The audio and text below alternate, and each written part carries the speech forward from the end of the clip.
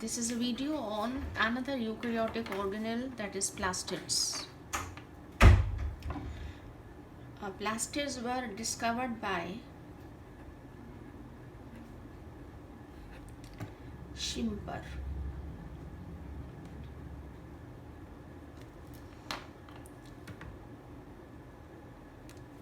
They were discovered by Schimper.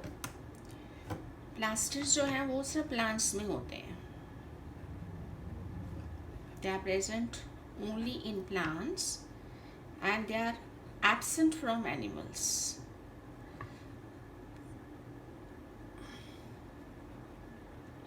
Right? So they are present only in plants, present in plants और animals में नहीं होते. Plastids की अगर हम बात करें तो प्लास्टिड्स जो हैं वो तीन तरह के हैं. We have chloroplast, then leucoplast and then chromoplast.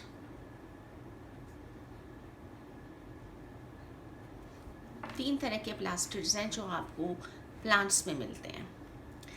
सबसे पहले हम बात करेंगे क्लोरोप्लास्ट की.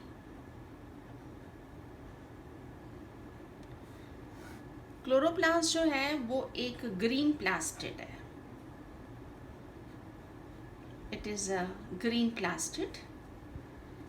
ग्रीन प्लास्टिड क्यों है? क्योंकि इसके अंदर ग्रीन पिगमेंट है, क्लोरोफिल पिगमेंट. एंड क्लोरोप्लास्ट जो है ये फोटोसिंथेटिक ऑर्गेनेल है. तभी हमने कहा कि ये प्लांट्स में होते हैं प्लास्टिड्स. तो प्लास्टिड्स में क्लोरोप्लास्ट जो है, chloro refers to green, right. तो ये ग्रीन प्लास्टिड्स हैं and they have the green pigment chlorophyll and the chloroplast are the photosynthetic organelles. Photosynthetic organelle means they help in the photosynthesis because of the green pigment, that is chlorophyll. Chloroplast की जो shape है, it is variable.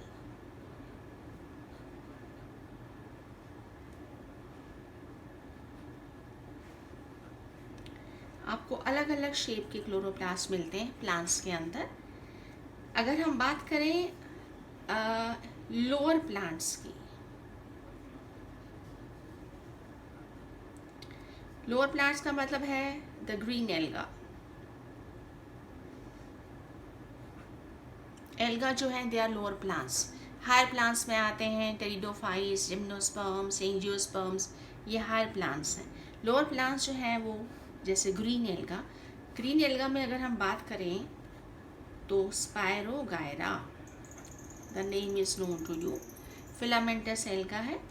And spirogyra के अंदर जो chloroplast है it is ribbon shaped.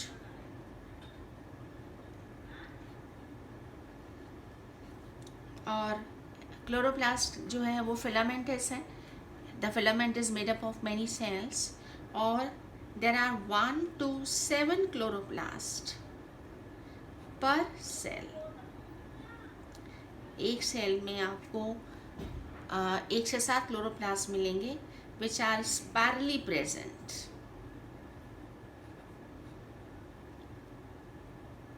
Right? That is why it is called as a spirogyra. So the shape is a ribbon and that ribbon is present in the form of a spiral. That is why it is called as a spirogyra. Then we have another green alga like Chlamydomonas. Chlamydomonas जो है ये unicellular alga है. और chlamydomonas के अंदर we have cup shaped chloroplast, right. Then another alga is ulothrix. Ulothrix भी जो है वो फिलामेंटस है, जैसे स्पायरोगैरा है, फिलामेंटस है. ऐसे यूलोथ्रिक्स भी जो है वो फिलामेंटस एल्गा है, राइट. और इसके अंदर जो शेप है वो है रिंग शेप, या हम कहें girdle shaped. So the shape of the chloroplast, it varies in plants. So these are some examples of the lower plants like green alga, right? In higher plants अगर हम बात करें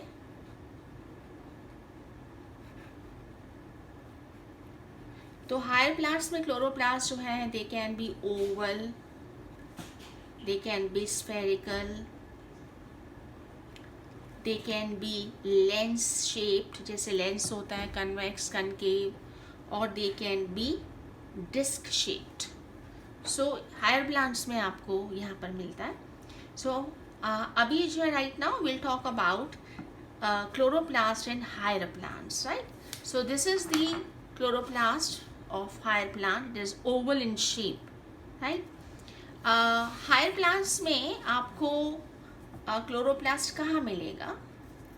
हायर प्लांट्स में chloroplast जो है it is present in leaves. Chloroplast जो है वो फोटोसिंथेटिक ऑर्गेनेल है, so it is present in the leaves, right? So chloroplast in higher plants, it is present in the mesophyll cells of the leaves.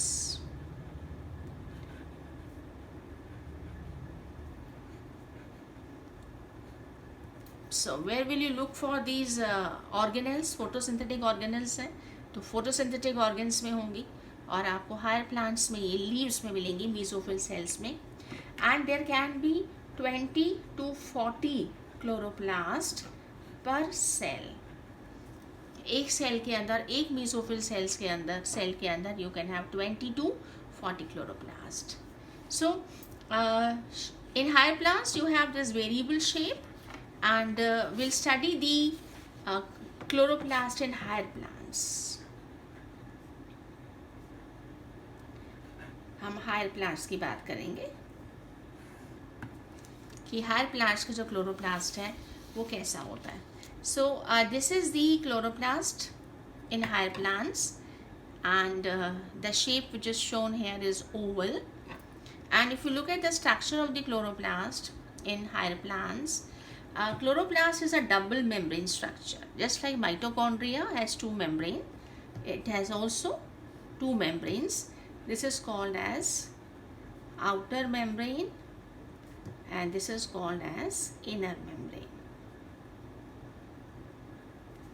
right? So the chloroplast is double membrane. इसमें दो membranes हैं.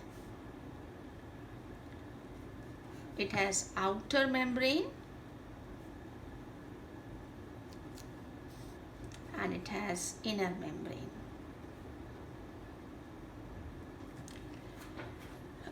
Outer membrane जो है, just like in mitochondria, बहुत सारी similarities हैं. It is more permeable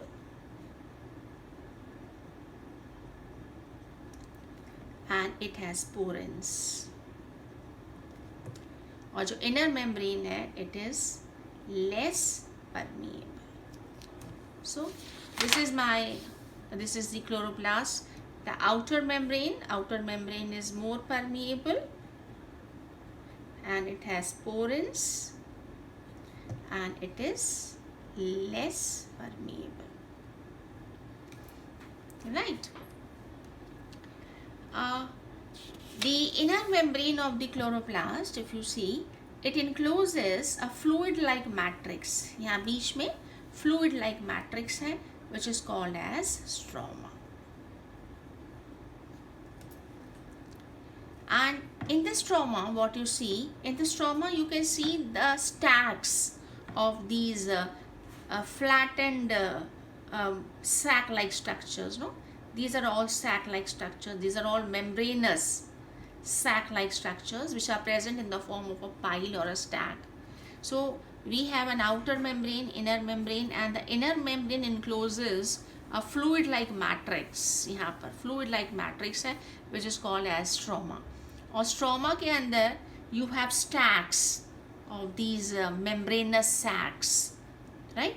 And each this membranous sac is called a thylakoid.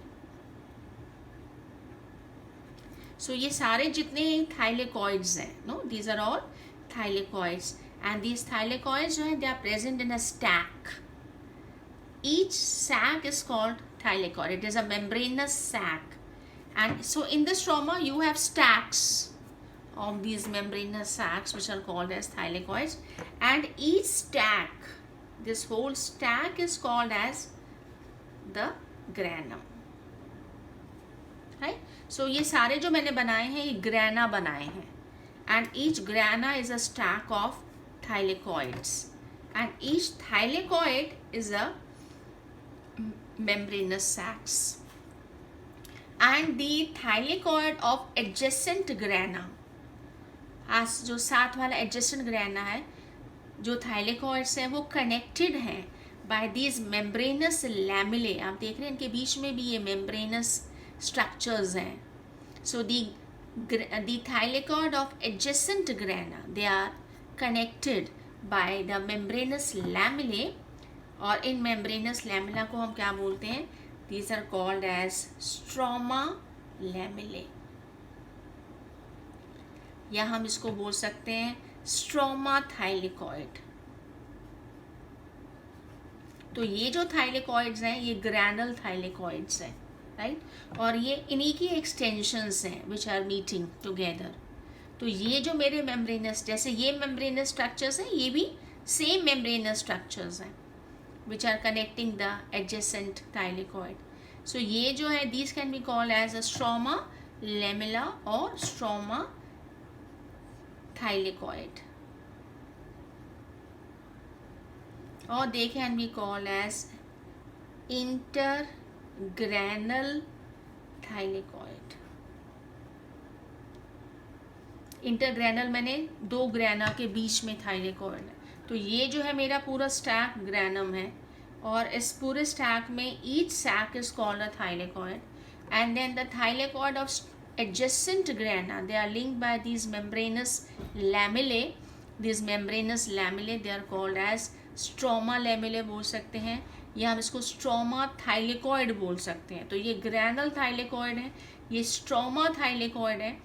they have the same structure of the membranes, कोई structure में difference नहीं है. and then or they can be called as intergranal thylakoid. ठीक है, तो हम इसको जो है दो ग्रैना के बीच के क्या बोल सकते हैं? थाइलेकॉइड बोल सकते हैं. अगर हम स्ट्रक्चर की बात करें तो डबल मेम्ब्रेन हो गया, एंड देन जो इसकी जो इनर मेम्ब्रेन है इट इनक्लोजेस फ्लूइड लाइक मैट्रिक्स, और इस मैट्रिक्स को हम क्या बोलते हैं? इसको हम स्ट्रोमा बोलते हैं. और स्ट्रोमा के अंदर मुझे क्या मिलेंगे? स्टैक्स. किसके stacks? Of membranous sacs, and these membranous sacs are called thylakoids, right? and each stack is called, her stack को हम क्या बोलते हैं? ग्रैनम बोलते हैं. and the thylakoid of adjacent grana, वो linked है, of adjacent grana are connected by membranous structures or membranous lamellae, जिनको हम बोलते हैं स्ट्रोमा लेमेला, या हम इसको बोलते हैं दी स्ट्रोमा थाइलेकॉइड, राइट. तो जैसा स्ट्रक्चर जो ग्रैनल थाइलेकॉइड का है वैसा ही स्ट्रक्चर जो है वो स्ट्रोमल थाइलेकॉइड का है या स्ट्रोमा लेमेला का है, which are connecting the thylakoids of two adjacent grana. So इस स्ट्रोमा के अंदर जो क्लोरोप्लास्ट है वो फोटोसिंथेटिक ऑर्गेनेल है. तो जो फोटोसिंथेटिक पिगमेंट है दैट इज क्लोरोप्लास्ट, क्लोरोफिल, ये आपको कहाँ मिलेगा? फोटोसिंथेटिक पिगमेंट जो है यहाँ पर बहुत सारे होते हैं. Chlorophyll is the main photosynthetic pigment, but we have other photosynthetic pigments also. So जितने भी फोटोसिंथेटिक पिगमेंट्स हैं वो आपको कहाँ मिलेंगे? Those pigments are found in thylakoid membrane.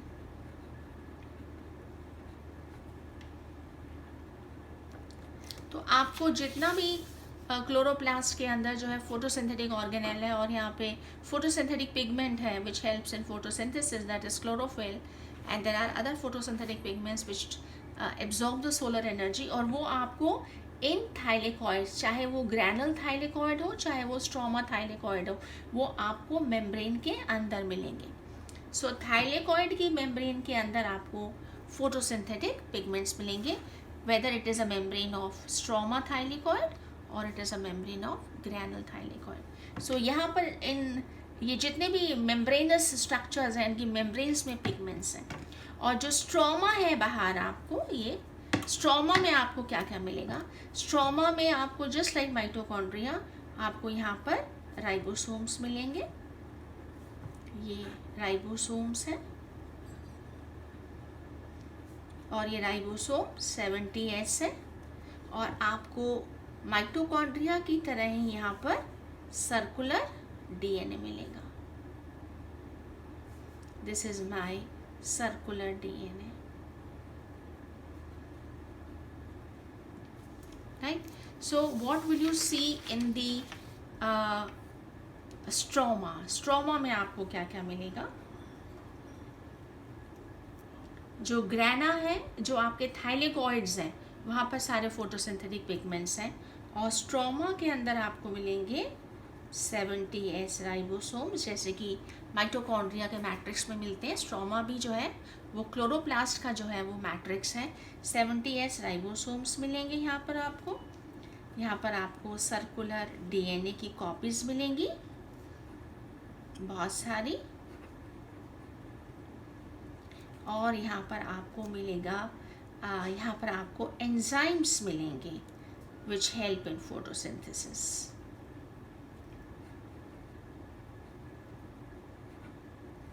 Right. So these things you will see in the matrix. और membrane के अंदर, थाइलेकॉइड के अंदर, you will see the photosynthetic pigments. And so this is the structure of the chloroplast. और chloroplast जो है वो multiply करता है बाय बाइनरी फिशन.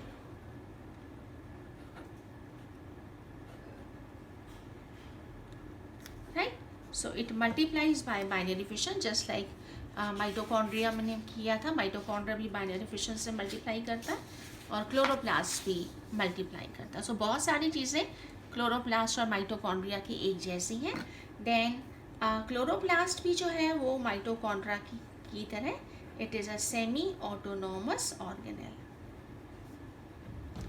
राइट. क्योंकि यहाँ पर भी it has its own DNA, आप देख रहे हैं, and it has its own ribosomes,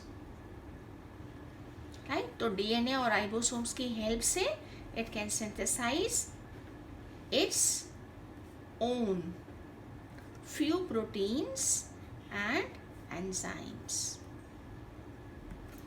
That is why it has a semi-autonomy. And then chloroplast में अगर आप देखें तो it has again many prokaryotic features.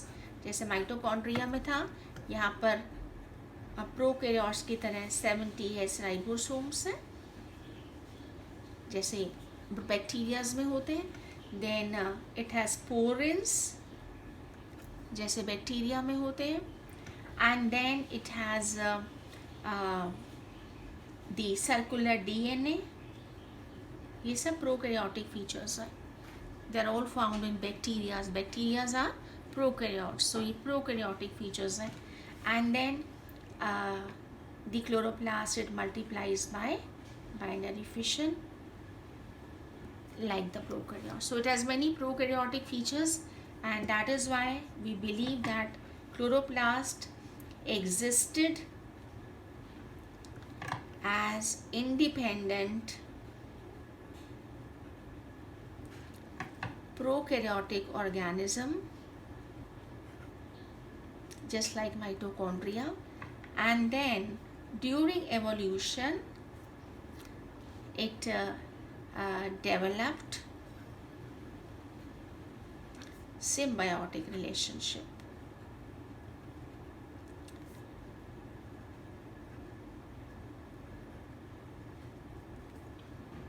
with plant cells.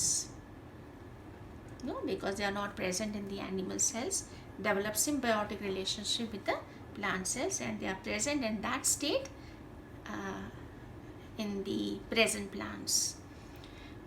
So chloroplast जो है वो फोटोसिंथेटिक ऑर्गेनेल है, एंड इसलिए प्लांट्स में प्रेजेंट होती है बिकॉज प्लांट्स आर फोटोसिंथेटिक. लेकिन प्लांट्स के अलावा भी कुछ ऑर्गेनिजम्स हैं which can perform photosynthesis.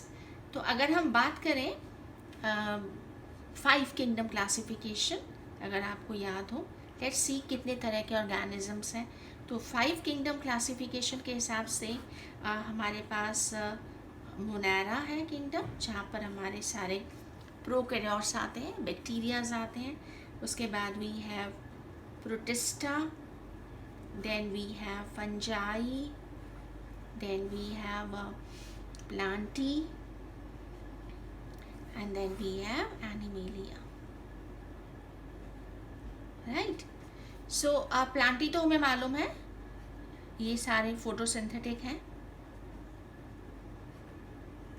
Right? So plants के अंदर हमें क्लोरोप्लास्ट मिलता है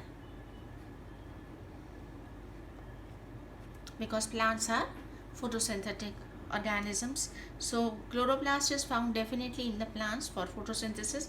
इसके अलावा अगर हम बात करें तो मोनेरा के अंदर we have bacterias. यहाँ पर सारे बैक्टीरियाज आते हैं, bacterias and cyanobacteria, right? Monera के अंदर बैक्टीरियाज आते हैं और साइनोबैक्टीरियाज आते हैं. बैक्टीरियाज में हमें मालूम है कि जो पर्पल सल्फर बैक्टीरिया है या जो ग्रीन सल्फर बैक्टीरिया है, ये मेरे फोटोसिंथेटिक बैक्टीरिया है, राइट? देन साइनोबैक्टीरिया जो है ये भी मेरे फोटोसिंथेटिक है, फाइन. देन प्रोटिस्टेंस में अगर मैं देखूं तो प्रोटिस्टेंस में हमारे पास आते हैं डाई एटम्स आते हैं, डाइनोफ्लैजिलेट्स आते हैं, और हमारे पास यूग्लिनॉइड्स आते हैं. ये सारे के सारे जो प्रोटिस्टेंस हैं ये फोटोसिंथेटिक प्रोटिस्टेंस हैं. प्रोटिस्टेंस में और भी बहुत सारे आते हैं, लेकिन ये जो है फोटोसिंथेटिक प्रोटिस्टेंस हैं. साइनोबैक्टीरिया फोटोसिंथेटिक हैं, और जो बैक्टीरियाज हैं, राइट, उसमें ना सारे बैक्टीरियाज नहीं, बैक्टीरियाज जो है बहुत सारे डीकम्पोजर्स हैं, सब पर्पल और ग्रीन सल्फर बैक्टीरिया फोटोसिंथेटिक हैं. फंजाई जो है वो फोटोसिंथेटिक नहीं है, एनिमल्स भी फोटोसिंथेटिक नहीं है. So we have plants which are photosynthetic, right, and then we have some protistans which are photosynthetic, only diatoms, and then we among the kingdom Monera जहाँ पर सारे मेरे बैक्टीरियाज और साइनोबैक्टीरियाज आते हैं, ये सारे प्रोकैरियोट्स हैं, राइट? ये मेरे साइनोबैक्टीरिया सारे फोटोसिंथेटिक हैं और बैक्टीरियाज में ये फोटोसिंथेटिक है. तो ये भी फोटोसिंथेटिक है, तो यहाँ पर फोटोसिंथेसिस कहाँ होता है? प्रोकैरियोट्स में मालूम है हमें कोई मेम्ब्रेन बाउंड ऑर्गेनेल नहीं होती है. जो ये क्लोरोप्लास्ट है ये एक यूकैरियोटिक ऑर्गेनेल है, मेम्ब्रेन बाउंड ऑर्गेनेल है, तो यहाँ प्रोकैरियोट्स में नहीं मिलेगी. तो बैक्टीरिया में हमारे पास क्रोमैटोफोर्स होते हैं, राइट? साइनोबैक्टीरिया में भी हमारे पास क्रोमैटोफोर होते हैं. साइनोबैक्टीरिया भी बैक्टीरिया ही है. एंड देन जो प्रोटिस्टेंस हैं उसमें हमारे पास डाई एटम्स के पास क्रोमैटोफोर होते हैं. हालांकि प्रोटिस्टेंस यूकैरियोट्स हैं, डाइनोफ्लैजिलेट पे भी क्रोमैटोफोर होते हैं, लेकिन यूग्लिनॉइड्स में क्लोरोप्लास्ट होते हैं. राइट। तो क्लोरोप्लास्ट मुझे दो जगह मिलते हैं, एक मुझे प्लांटी में मिलते हैं और एक मुझे यूग्लिनॉइड्स में मिलते हैं।